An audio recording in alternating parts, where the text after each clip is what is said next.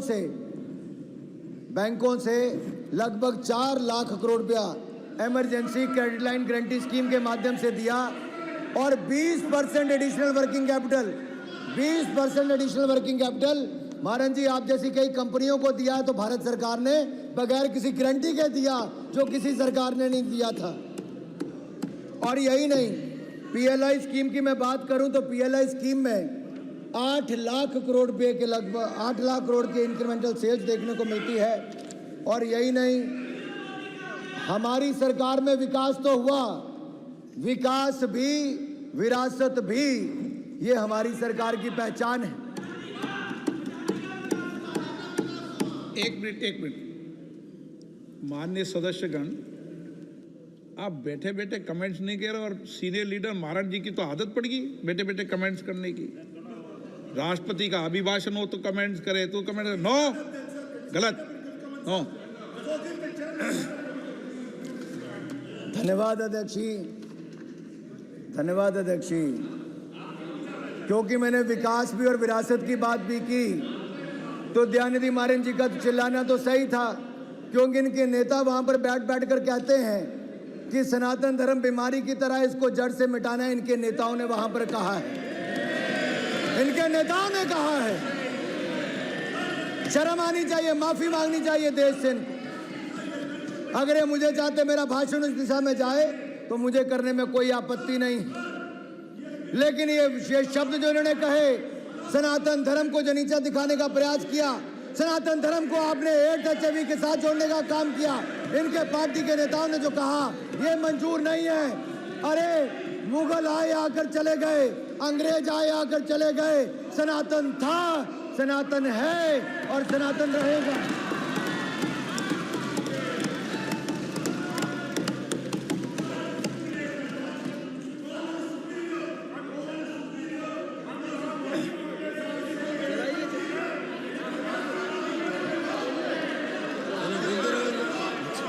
उन्होंने क्या बोला कि सनातन रहेगा, यही बोला ना। आपको आपत्ति है सनातन रहने पे? चलिए।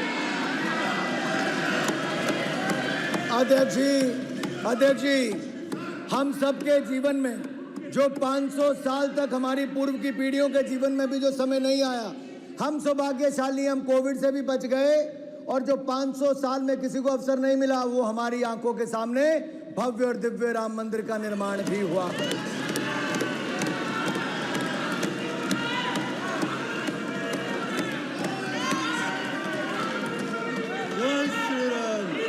अध्यक्ष जी, मुझे इसी बात की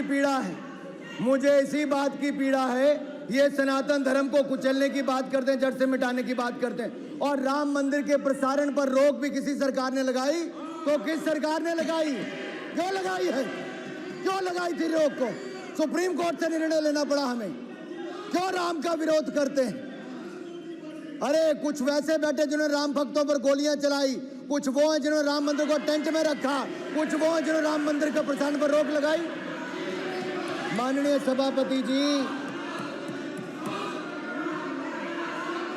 और जब मैं बात करता हूं विकास भी विरासत की भी, तो हम यही नहीं, सोमनाथ धाम बनाया, काशी विश्वनाथ धाम बनाया, दिव्य भव्य केदारनाथ धाम बनाया, महाकाल लोक धाम बनाया और दिव्य भव्य राम मंदिर भी बनाया है।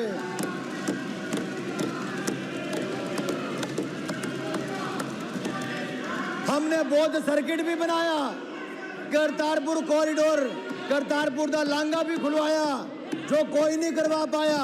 पंडित नेहरू की गलती थी, जिन्होंने आजादी के समय, पार्टीशन के समय करतारपुर का हमारा गुरुद्वारा भी उस तरफ छोड़ दिया। दूरबीन लगाकर दर्शन करते थे। नरेंद्र मोदी जी की सरकार में हमारी सरकार ने करतारपुर कॉरिडोर खुलवाया और हेमकुंड साहब में रोपवे बनाने का काम भी हमारी सरकार कर रही है। माननीय अध्यक्ष जी, 550वां प्रकाशोत्सव गुरु नानक देव जी का मनाया, 400वां प्रकाशोत्सव गुरु तेग बहादुर जी का, 350वां गुरु गोविंद सिंह जी का हमारी सरकार ने मनाया है। और यही नहीं, अगर साहिबजादों का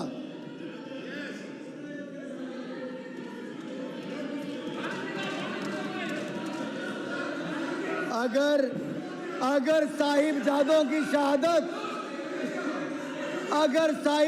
की शहादत पर भी अगर पूरे देश ने वीर बाल दिवस के रूप में मनाया तो ये भी प्रधानमंत्री नरेंद्र मोदी जी की सोच।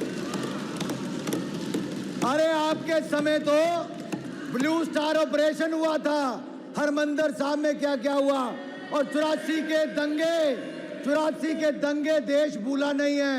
सिखों का कत्लेआम ये कांग्रेस की सरकार के समय ही हुआ था।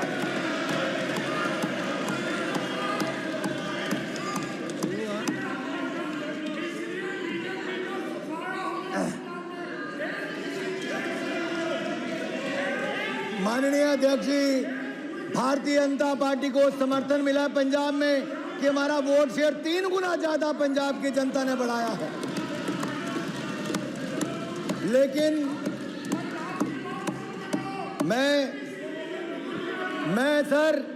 इन लोगों से ज्यादा उपेक्षा रखता भी नहीं।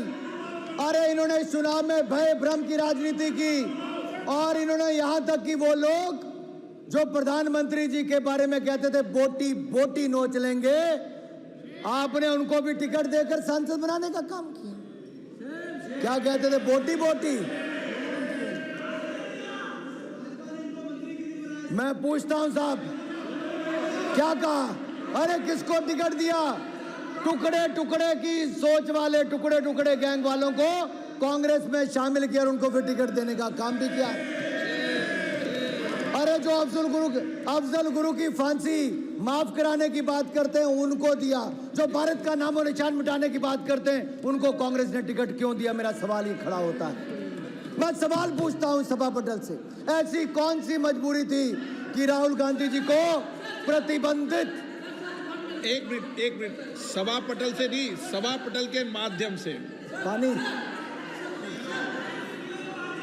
माननीय सदस्य को करेक्शन कर ले, सभा पटल से नहीं, सभा पटल के माध्यम। बिल्कुल, मैं क्षमा चाहता हूं अध्यक्ष जी, आपके माध्यम से करेक्ट कर दे। मैं यही बात दोबारा आपके माध्यम से कहना चाहूंगा अध्यक्ष जी, मैं आपका संरक्षण चाहता हूं। अगर मेरी बात में सत्य ना हो तो मुझे कोई भी खड़ा होकर टोक सकता है। ये क्यों आप कह सकते हो टोक सकता है? आपको अधिकार दिया है क्या? कोई नहीं टोकेगा, सबको। आपका बहुत धन्यवाद अध्यक्ष जी, आपका संरक्षण ऐसे ही मिलता रहे तो धन्यवाद प्रस्ताव पे चर्चा अच्छी हो जाएगी। अध्यक्ष जी, सवाल ये खड़ा होता है कि जिस सदन में हम बैठे हैं, घटना पुराने सदन की है, क्या देश का कोई भी व्यक्ति संसद पर हमला होना देखना चाहेगा? क्या आप में से कोई चाहेगा? तो जो उस हमले में शामिल थे, क्या उनको कड़ी से कड़ी सजा मिलनी चाहिए थी कि नहीं मिलनी चाहिए थी? अगर उनको कड़ी से कड़ी सजा देश के न्यायालय ने दी, फांसी की सजा दी, तो बचाने के लिए सड़कों पर जो उतरे उनके साथ आप समर्थन कर रहे हैं? उनके साथ आप उतर गए बचाने के लिए। अरे कोई और नहीं मिला 140 करोड़ भारत में? क्या मजबूरी थी इनकी? क्या मजबूरी थी? और अब आप चुनाव जहां से लड़ने गए, वहां से किसी और का नहीं है अध्यक्ष जी, पीएफआई जैसी संस्थाओं का, मुस्लिम लीग जैसी संस्थाओं का समर्थन लेकर भी कुछ लोग चुनकर आए हैं। देश जवाब मांगता है। ऐसी कौन सी मजबूरी थी? कौन सी मजबूरी थी? अरे इनका इतिहास ही वैसा रहा है।